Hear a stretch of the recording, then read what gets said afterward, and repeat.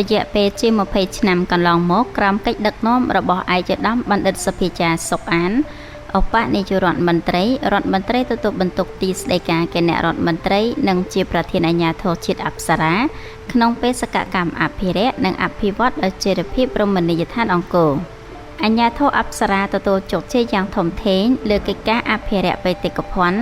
ការអភិវឌ្ឍទេសចរអង្គរការលើកស្ទួយជីវភាពរស់នៅជូនសហគមន៍ក្នុងតំបន់ការបណ្ដុះបណ្ដាលធនធានមនុស្សនិងកិច្ចការស្រាវជ្រាវផ្នែកបុរាណវិទ្យាជាដើមក្នុងអំឡុងពេលដែលប្រទេសជាតិកើតមានសង្គ្រាមក្នុងស្រុកតំបន់អង្គរត្រូវបានបោះបង់ចោលគ្មានការថែទាំប្រាង្គប្រាសាទហេដ្ឋារចនាសម្ព័ន្ធបុរាណ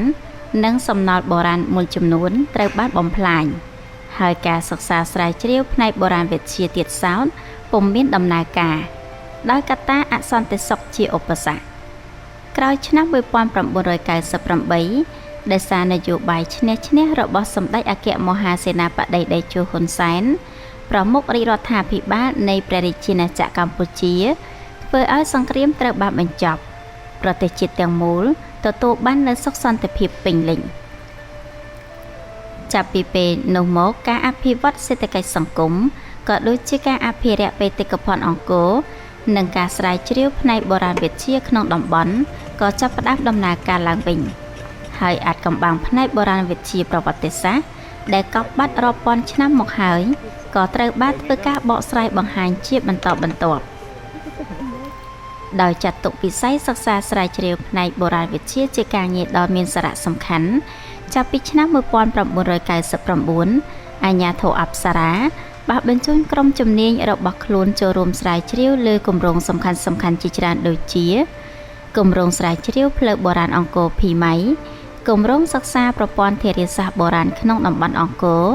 គម្រោងស្រាវជ្រាវឧស្សាហកម្មស្លដែកបុរាណនៅឃុំខ្វាវខេត្តសៀមរាបភ្នំដែកខេត្តកំពង់ធំខេត្តព្រះវិហារខេត្តឧត្តរមានជ័យនិងសុរិន្ទបុរីរាមបច្ចុប្បន្នស្ថិតនៅក្នុងប្រទេសថៃជាដើមថ្មីនេះទៀតក្រុមការងារបានរកឃើញឡស្លដែកបុរាណថ្មីស្ថិតនៅភូមិសាលាក្រវ៉ាន់ឃុំរំជ័យស្រុកបន្ទាយស្រីខេត្តសៀមរាបក្នុងដំណើរឈានទៅដល់ការរកឃើញឡស្លដែកបុរាណនេះក្រុមអ្នកស្រាវជ្រាវបានប្រើប្រាស់វិធីសាស្ត្រចំនួន2ទី1ធ្វើការសិក្សាមិនត្រឹមតែផ្នែកបុរាណវិទ្យាប៉ុណ្ណោះទេពោលគឺបានសិក្សាទៅលើវិស័យនរៈវិទ្យាផងដែរដោយធ្វើការអង្កេតស្រង់ព័ត៌មានទៅលើសកម្មភាពរស់នៅរបស់សហគមន៍អ្នកស្រុកក្នុងតំបន់ដូចជាប្រពៃណីជំនឿសាសនានិងសកម្មភាពរស់នៅប្រចាំថ្ងៃរបស់ពួកគាត់ទី2ធ្វើការផ្សព្វផ្សាយពីលទ្ធផលស្រាវជ្រាវកន្លងមកដល់សហគមន៍ដើម្បីឲ្យពួកគាត់បានស្គាល់និងផ្ដល់ព័ត៌មានមកក្រុមជំនាញដោយសារខ្ញុំបានទៅទស្សនកិច្ចនៅខាងគោជុំទៅបានឃើញទីតាំងដែលស្លដែកហើយខ្ញុំក៏បានជាប្រវត្តិនៅក្នុងមូលដ្ឋានរបស់ខ្ញុំនេះគាត់បានប្រាប់ថាឃើញអាចដែកដល់ឃើញអាចដែកទៅខ្ញុំក៏បានប្រាប់ក្រុមការងារទីតាំងឧស្សាហកម្មស្លដែកបុរាណដែលទើបតែរកឃើញថ្មីក្នុងតំបន់អង្គរនេះអាចមានវិសាលភាពធំធេងដែលបច្ចុប្បន្នក្រុមអ្នកជំនាញរបស់អាជ្ញាធរអប្សរាកំពុងធ្វើកំណែស្រាវជ្រាវដើម្បីដឹងពីទ្រង់ទ្រាយនៃឡព្រមទាំងប្រមូលសំណល់បុរាណផ្សេងយកទៅវិភាគតាមបែបវិទ្យាសាស្ត្រធ្វើការវិតម្លៃពីអាយុកាលបច្ចេកទេសផលិតរបស់បុរាណនិងទំហំនៃការផលិតជាដើមយើងធ្លាប់ធ្វើ3ដងពីរឿងកំណាយដែក2ដងនៅខ្វាវយើងឃើញបាតចក្រានមួយហើយនៅកន្លែងនេះវាជាសំណាងល្អមែនទែនដែលថាយើងនៅសល់ដីប៉ិនភ្លឺស្រែហើយជាការចៃដន្យបាតចក្រាននៅចំភ្លឺស្រែហ្នឹងហ្មងហើយរឿងដែលសំខាន់ដែលវារបស់ដែលសំខាន់តាក់ទងជាមួយនឹងចក្រានស្លដែកវាមានតសរោងដូចនៅក្នុងនេះយើងឃើញតសរោងស្នាមជើងតសដែលគេជីកដីទៅដើម្បីបដោះបកូលបដោះជើងតសរោងនៅកន្លែងនេះមួយប៉ុន្តែដោយសារដែលដីយើងនេះទៅ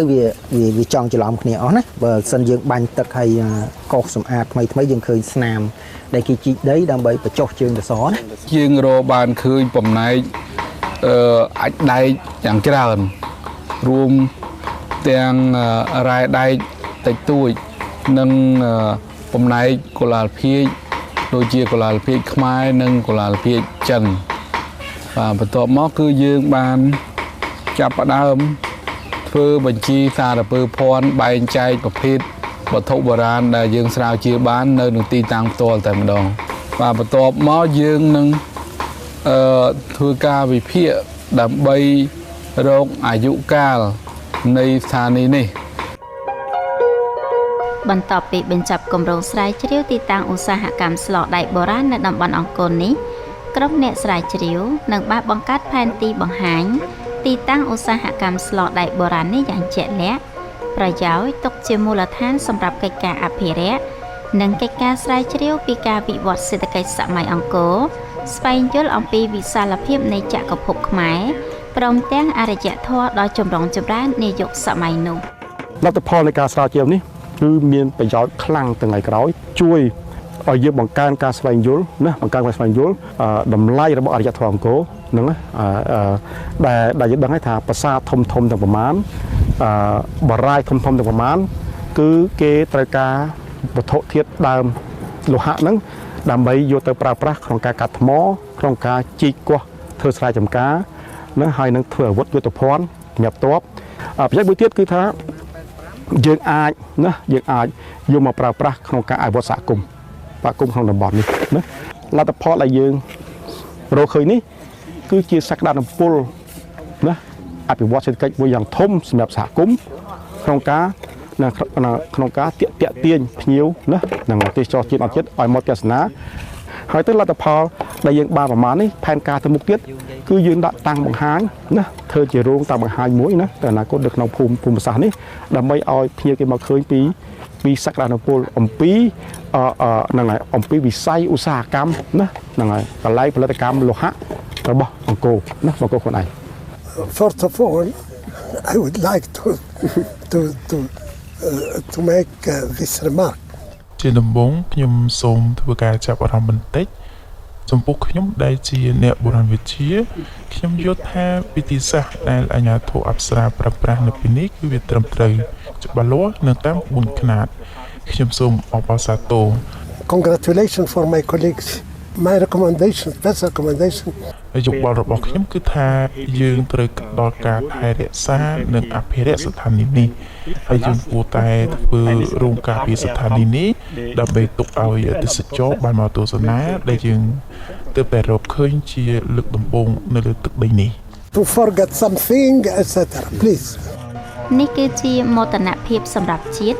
ដែលក្រុមអ្នកស្រាវជ្រាវខ្មែររបស់អាជ្ញាធរអប្សរាមានលទ្ធភាពនិងសមត្ថភាពក្នុងការសិក្សាស្រាវជ្រាវ